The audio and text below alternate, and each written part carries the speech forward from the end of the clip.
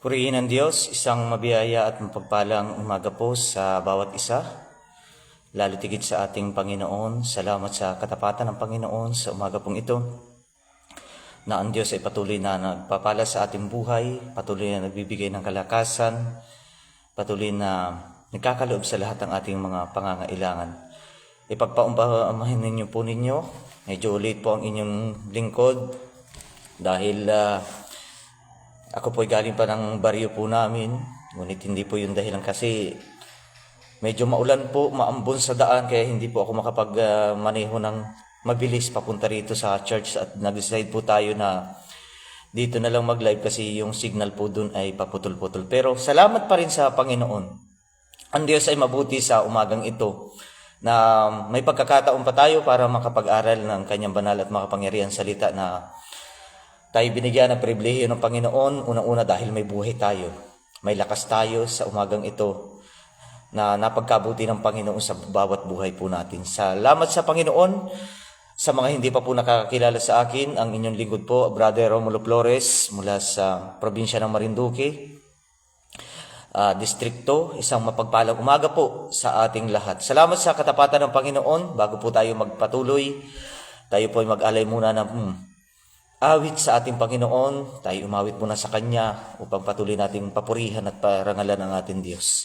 Mga kapatid ko sa Panginoon, mga kapatid ko kay Kristo, ang boses sa Brother Romulo ay hindi po ito pangsingit. Lagi ko pong sinasabi na ito'y inaalay ko lamang sa Panginoon kahit ganito yung boses ko. Salamat sa Panginoon, tayo po umawit sa Kanya. Hallelujah. Salamat sa Kanyang katapatan. Hallelujah, hallelujah, hallelujah. Pusong dalisay ang aming nais, nalikain o Diyos para sa amin.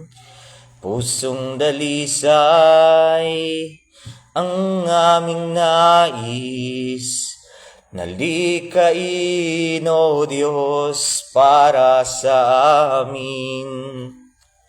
Isang pusong tapat na sa'yo'y nagmamahal,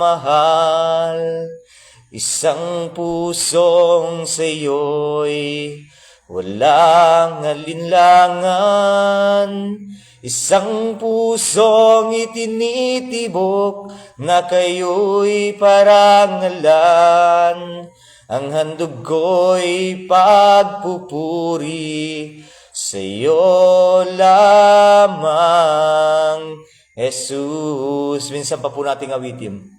Pusong dalisay ang aming nais, nalikain o Diyos para sa amin. Pusong dalisay ang aming nais, nalikain o Diyos para sa amin. Isang pusong tapat na sa'yo'y nagmamahal, isang pusong sa'yo'y walang alinlangan, isang pusong itinitibok na kayo'y parangalan, ang handog ko'y pagpupuri sa'yo lamang, Jesus. Isang pusong tapat na sa'yo'y nagmamahal, isang pusong sa'yo'y walang alinlangan, isang pusong itinitibok na kayo'y parangalan, ang handog ko'y pagpupuri sa'yo lamang, Jesus. Ang handog ko'y pagpupuri sa'yo lamang, Jesus. Ang handog ko'y pagpupuri sa'yo lamang,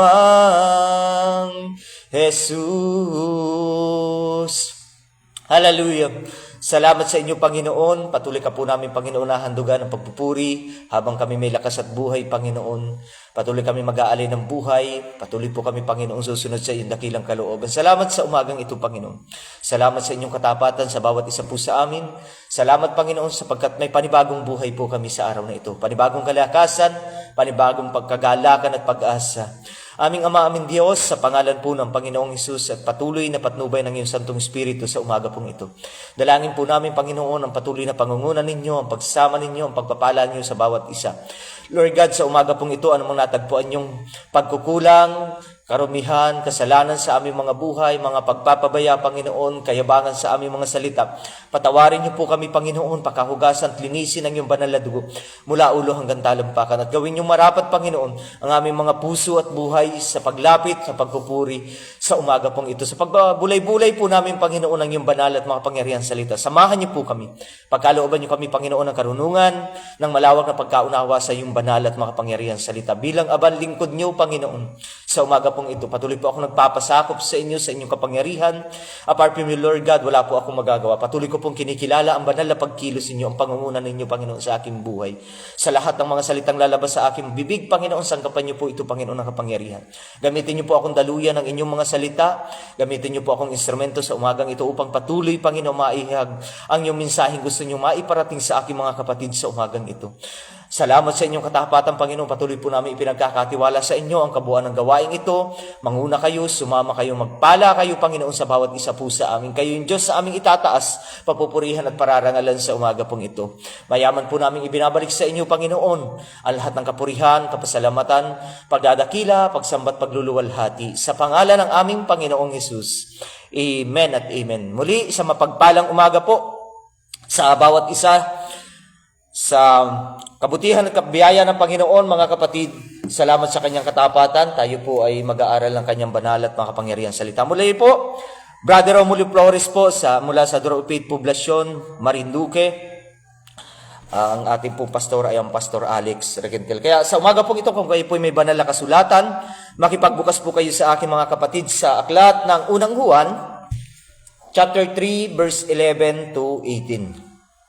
Muli ko pong ulitin sa aklat po ng unang Juan, chapter 3, verse 11 hanggang 18. Ang sabi po dito sa salin po ng Biblia na ginagamit ko, anuman pong salin, sabay-sabay po nating basahin. Sabi po rito, sapagkat ito ang pasabing inyong narinig buhat ng pasimula, na mga ibigang tayo sa isa't isa. Verse 12, hindi gaya ni Cain na siya'y sa masama at pinatay ang kanyang kapatid. At bakit niya pinatay? Sapagkat ang kanyang mga gawa ay masasama at ang mga gawa ng kanyang kapatid ay matuwid. Verse 13, huwag kayong mangagtaka, mga kapatid, kung kayo'y kinapupuutan ng sanlibutan. Nalalaman natin tayo'y nangalipat na sa buhay mula sa kamatayan, sapagkat tayo'y nagsisiibig sa mga kapatid. Ang hindi umiibig ay nananahan sa kamatayan. Ang sino mang napupuos sa kanyang kapatid ay mamamatay tao. At nalalaman ninyong sino mang mamamatay tao ay hindi pinananahan ng buhay na walang hanggan. 16, dito'y nakikilala natin ang pag-ibig, sapagkat kaniyang ibinigay ang kanyang buhay dahil sa atin, at nararapat nating ibigay ang ating buhay dahil sa mga kapatid. 17, datapwat sino mang mayroong mga pag-aari sa sanlibutan ito at nakikita ang kanyang kapatid na nangangailangan at dooy ipagkait ang kanyang awa, paanong mananahan ang pag-ibig ng Diyos sa kanya? 18, mumunti kong mga anak, huwag tayong magsiibig sa salita ni sa dilaman, kundi sa gawa at katotohanan. Pinagpala na po ng Diyos ang pagkabasa ng kanyang banal at makapangyarihang salita. Mga kapatid ko sa Panginoon, sa ating pag-aaralan, makikita po natin kung gaano kahalaga yung pag-ibig, gaano kahalaga yung pagdamay, gaano kahalaga yung pakikitungo natin, hindi lamang sa kapatid sa pananampalataya, kundi sa bawat tao sa sanlibutan ito. So, ang pamagat po ng ating pag-aaralan ay love one another. Ibigin natin ang isa't isa, mag-ibigan tayo, mga kapatid ko sa Panginoon. Pag-ibig sa isa't isa, gaya ng pag-ibig ni Kristo sa atin. Gaano ba kahalaga yung pag-ibig? Kung ating babasahin yung unang Korinto chapter 13, naroon indicate o yung meaning ng pag-ibig. Kaya napakahalaga nito sa ating buhay sapagkat yung pag-ibig ang susi ng lahat. Umibig, hindi sa salita, ipakita natin ito sa pamamagitan ng gawa. Sa kabuuan, makikita natin ang napakahalaga ng pag-ibig, ng pagdamay, mabuting patotoo upang makita sa atin na tayo'y isang tunay na Kristiyano. Sa isip, sa salita, at sa gawa, hindi dapat nawawala yung pag-ibig. Kaya pag-aralan natin sa umagang ito, sabi po dito, ito ang mensaheng narinig ninyo sa simula pa magmahalan tayo. Sa ibang salin yun po yung nakasulat po doon. Sabi po doon, magmahalan tayo sa isa't isa. Hindi lamang mga kapatid na iniibig natin yung sino lamang yung mabuti sa atin. Sino lamang yung mabuting nakikitungo sa atin. Sino lamang yung nagbibigay sa atin. Bagkos ibigin natin yung hindi kaibig-ibig.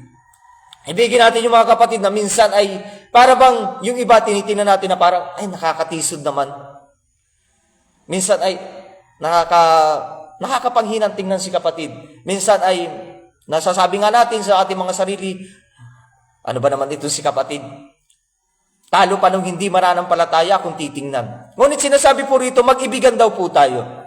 Napaka-importante ng pag-ibig sapagkat ang pag-ibig ay pumapawi, sabi dun sa kanyang mga salita, lang lahat ng kasalanan. Kapag tayo umiibig, minsan hindi na natin naiisip kung ito ba ay magsasakripisyo tayo ba ay masasaktan. Basta ang iniisip natin, gusto ko siya, iniibig ko siya. Mga pagkakataon na may mga bagay na siniyasat tabi tayo para lamang tayo ay umibig. Hallelujah. O babasahin natin dito sa verse 12, huwag tayong tumulad kakaing nakampon ng diablo. Pinaslang niya ang kanyang kapatid sapagkat masama ang kanyang mga gawa, ngunit matuwid ang gawa ng kanyang kapatid. Nung ako bago-bagong mananampalataya pa mga kapatid, niisip ko rito, bakit kaya hindi kinalugdan ng Diyos yung hain ni Cain? Samantalang parehas lang naman sila naghain. Parehas lang naman sila naghandog sa Diyos.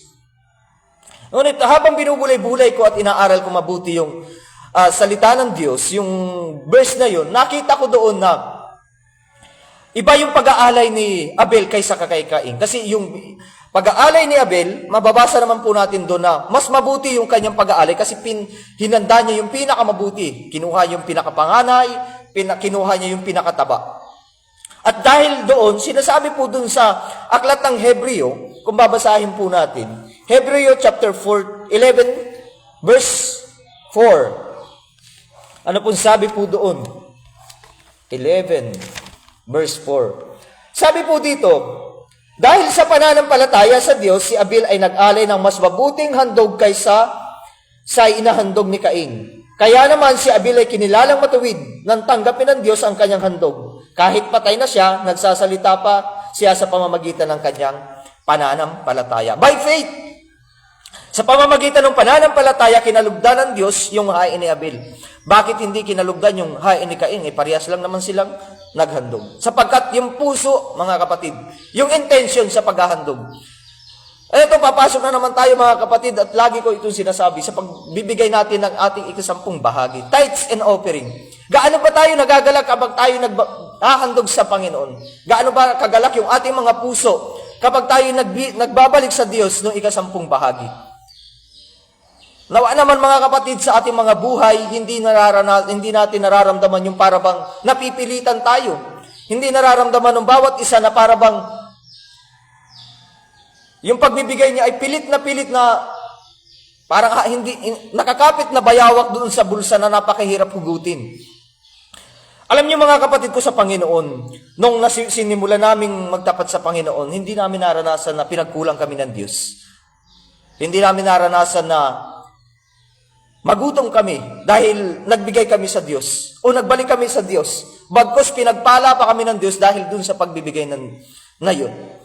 At galak na galak ako sa puso ko dahil kung gaano hindi sinasabing tapat ako sa Panginoon, kundi mas tapat ang Diyos kaysa sa akin.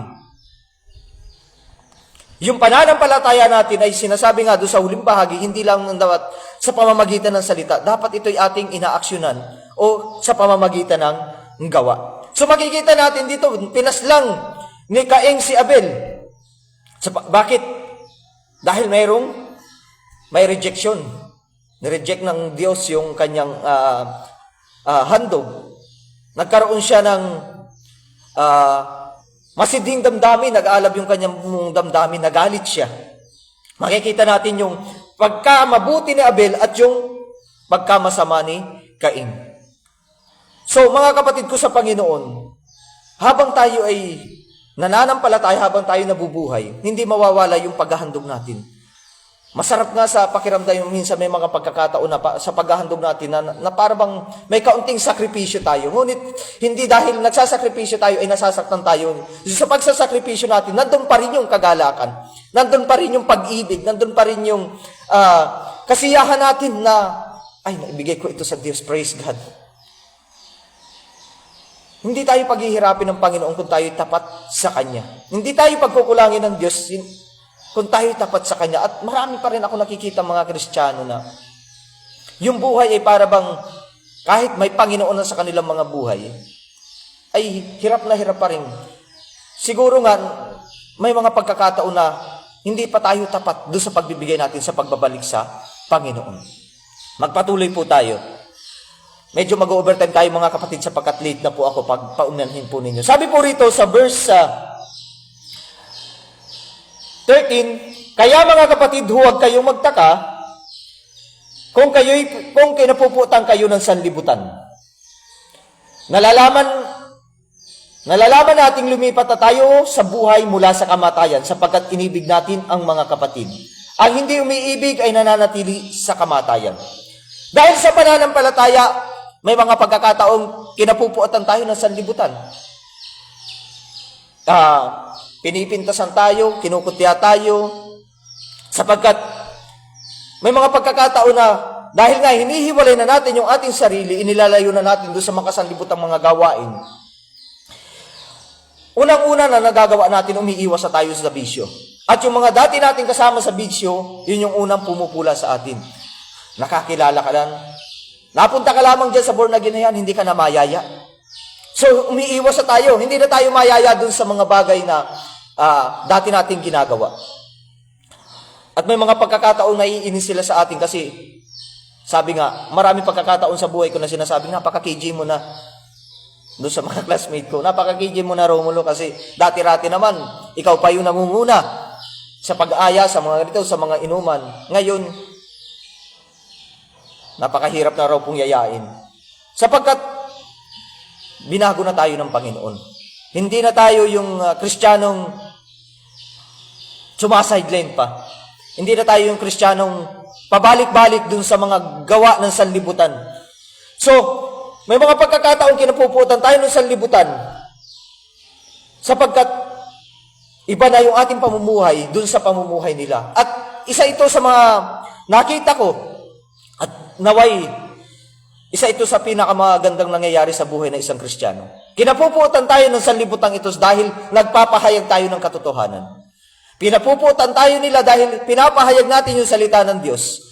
Napakalaya pa nga natin dito sa ating bansa, mga kapatid, sapagkat malayang-malaya pa tayong makapag-share ng gospel, pwede pa tayong magkrusadas, pwede pa tayong mag-Bible study kung saan natin gustuhin. Ngunit sa ibang bansa, napakatindi ng persecution na nangyayari sa mga kapatid natin sa Panginoon. Dito napakalaya pa natin. Ngayon, kung tayo inuusig dahil nagpapahayag tayo ng salita ng Diyos, umaakit tayo sa bus, nagpapahayag tayo ng salita ng Diyos, pumupunta tayo sa mga palengke, dahil nagpapahayag tayo ng salita ng Diyos at inuusig tayo, magalat tayo sa Panginoon. Unang-una, kinapuutan din nila ang Panginoong Hesus. Kaya hindi na nakapagtataka sa bunga buhay natin, nakapautan tayo nila, sapagkat ayaw nila ng katotohanan. Ayaw nila na masagi yung kanilang mga tradisyon na ginagawa. Ayaw nilang masabihan man lang sila ng mga bagay na mali yan. Hindi yan tama. Sa kanila kasi kung ano yung iniisip nilang tama at yun yung nakakabuti sa kanila. Ngunit dahil nakakilala tayo sa Panginoon, nabasa natin ang Biblia, naunawaan natin ang salita ng Diyos, nalaman natin yung mga dating ginagawa natin sa sanlibutan ito, hindi nakalulugod sa Panginoon. Nagpipreach tayo ng gospel at may mga pagkakataong kinukutya tayo. Maraming pagkakataon niya na Lalo na, may mga karasan po ako dyan sa mga Bible study na lasing, na kinukontra yung pagsasalita po natin. Ngunit dahil sa biyaya at habag ng Panginoon, nung ako po ay hindi pa nakakilala sa Panginoon, mapagpatul po akong tao. Napakadali ko pong mainis, napakadali ko pong magalit sapagkat wala pa nga ang Espiritu ng Diyos sa akin. May mga pagkakataon, kung ako ay hindi mananampalataya ng mga pagkakataon na yun, napakabilis ko pong pumatol. At napakadaling uminit ng ulo ko. Kaya lamang, salamat sa Panginoon sapagkat ang Diyos ay napagkabuti. Ang Diyos ay bumabago ng buhay, bumabago ng ugali, bumabago ng pakikitungo sa kapwa, bumabago ng mga pananaw sa buhay. Salamat sa Panginoon. Sabi po dito, nalalaman nating lumipat na tayo sa buhay mula sa kamatayan sapagkat inibig natin ang mga kapatid.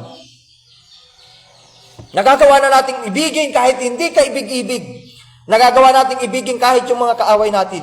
Kaya natin silang ipanalangin na pagpalain sila. Kahit tayo inuusig nila, kinukutian nila, inuusgahan nila tayo. Masaya at nagagalak pa rin tayong ipanalangin sila, na pagpalain sila, at hindi tayo gumanti dun sa masamang ginagawa nila. Ano ba pong nakasalagay dito? Sabi po rito, sapagkat iniibig natin ang ating mga kapatid, ang hindi umiibig ay nananatili sa kamatayan. Ibig sabihin mga kapatid, kung tayo hindi umiibig dun sa mga kapatid natin, mayroon pa rin tayong mga sama ng loob, napupuot pa rin tayo, madalas pa rin tayong magalit sa ating mga kapatid. Ibig sabihin, hindi pa rin talaga tayo totally born again. Hindi pa rin talaga tayo totally nagsuko ng buhay sa Panginoon. Hindi pa rin talaga tayo totally na Kristiyano kung tawagin. Kasi yung pagiging born again, hindi lamang dapat nakikita sa salita, dapat ito nakikita sa lahat ng aspeto ng ating mga buhay, sa pananalita, sa pagkilos, sa pakikitungo, sa pag-iisip.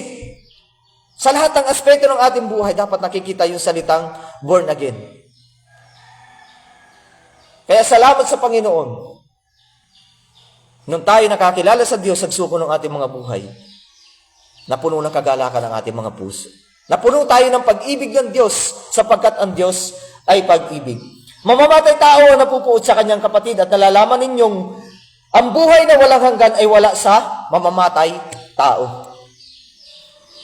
Hindi lang naman ibig sabihin mga kapatid na mamamatay tao ay kumikitil tayo ng buhay.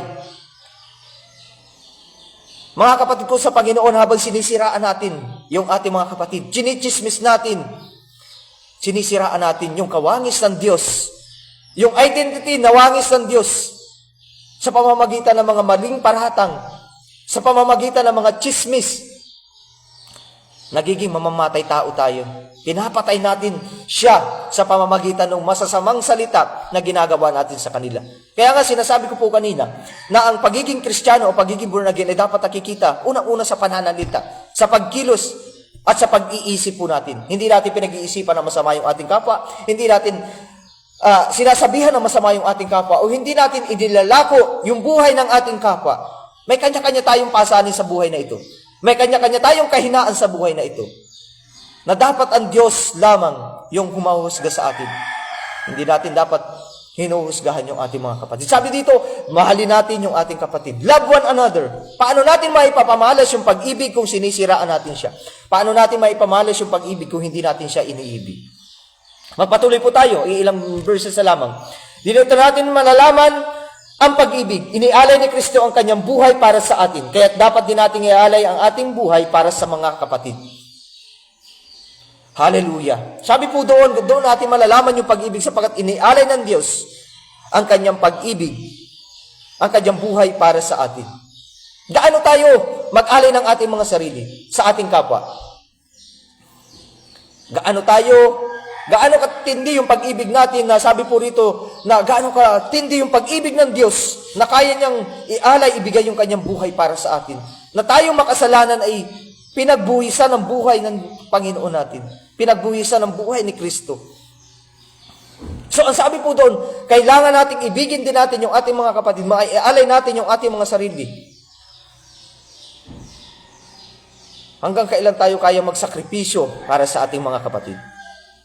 Hanggang kailan natin kayang dumamay para sa ating mga kapatid? Ano pong sabi pa po rito? Kaya dapat nating iaalay ang ating buhay para sa mga kapatid. Kapag nakita ng isang may kaya sa buhay ang kanyang kapatid na nangangailangan at pinagkaitan niya ito ng tulong, masasabi bang siya'y umiibig sa Diyos? Ang isang Kristiyano ay hindi dapat kuripot. Ang isang Kristiyano ay hindi dapat madamot. Ang isang Kristiyano ay dapat open hands, na dapat yung kanyang buhay ay nakalaan sa pagpapaluwag sa kapatid na nangangailangan. Be a channel of blessing, mga kapatid. Kailangan nagiging daluyan tayo ng pagpapala. Tayo mga katiwala lamang sa mundong ito. Ano man meron sa atin ngayon, ano mang nararanasan natin ngayon, ano mang posisyon, ano mang tinatangkilik natin, galing lahat sa Diyos yan.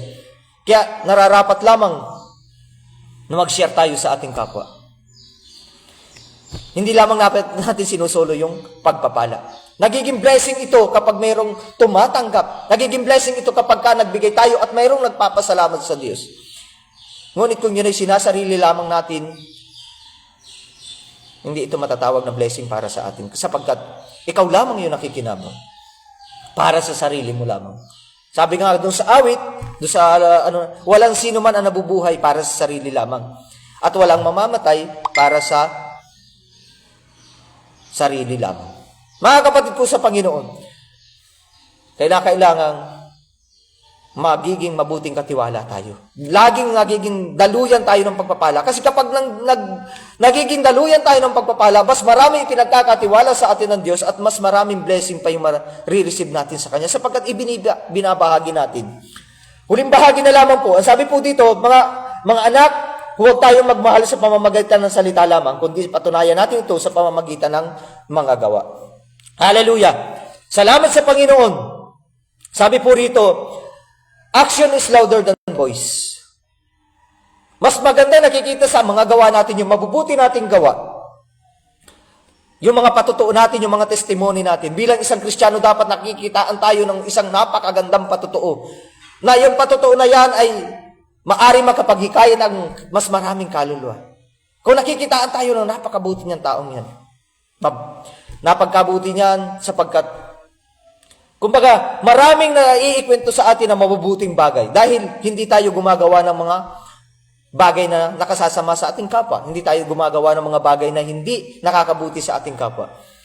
Yung patutuo natin sa sarili natin ay isang napakagandang bagay na makikita at isang kaparaanan para makapagdala tayo ng kaluluwa sa harapan ng Panginoon. Hallelujah. Sapagkat kung hindi nakikita sa buhay natin yung pagiging Kristiyano, hindi nakikita sa buhay natin yung pagiging born again, mahirap tayo makahikayat ng kaluluwa. Kung mismo sa atin, masama ugali natin, sa mismo sa sarili natin tayo yung mga kuripot, hindi tayo makakitaan ng mabuting patutuo, hindi maganda yung ating pananalita, yung pag-iisip, malabo tayo makahikayat ng kaluluwa. Kahit mga kamag-anak natin, mahihirapan tayong hikayatin sila pabalik sa Panginoon sapagkat hindi nakikita sa ating mga buhay.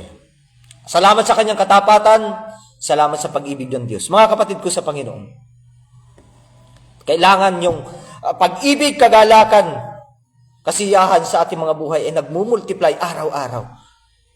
Yung pag-ibig ay kinakailangan lagi natin napapamalas. Anumang sitwasyon, anumang pagkakataon, hindi mawawala sa buhay po natin yung salitang pag-ibig. Kaya sa umagang ito, salamat sa kanyang katapatan. Managasa sa ating mga buhay ang pag-ibig ng Diyos. Managala sa ating mga buhay ang kagalakan at kapayapaan nagmumula sa Diyos. Salamat sa kanyang katapatan, salamat sa kanyang mga salita. Tayo po'y manalangin. Aming Ama, aming Diyos, salamat po sa inyo. Salamat sa inyong katapatan, Panginoon, sa aming mga buhay. Patuloy niyo nga po kaming turuan, Panginoon, na laging umibig sa aming mga kapatid. Laging managana sa aming mga puso ang pag-ibig na nagmumula sa inyo, sapagkat kayo ay pag-ibig, Panginoon. Patuloy kaming dumabay sa aming mga kapwa, sa aming mga kapatiran, Panginoon. Maging bukas ang aming mga tahanan, aming mga palad, sa pagtulong, sa pagdamay. Hallelujah. Patuloy maging daluyan kami ng mga pagpapala, Panginoon.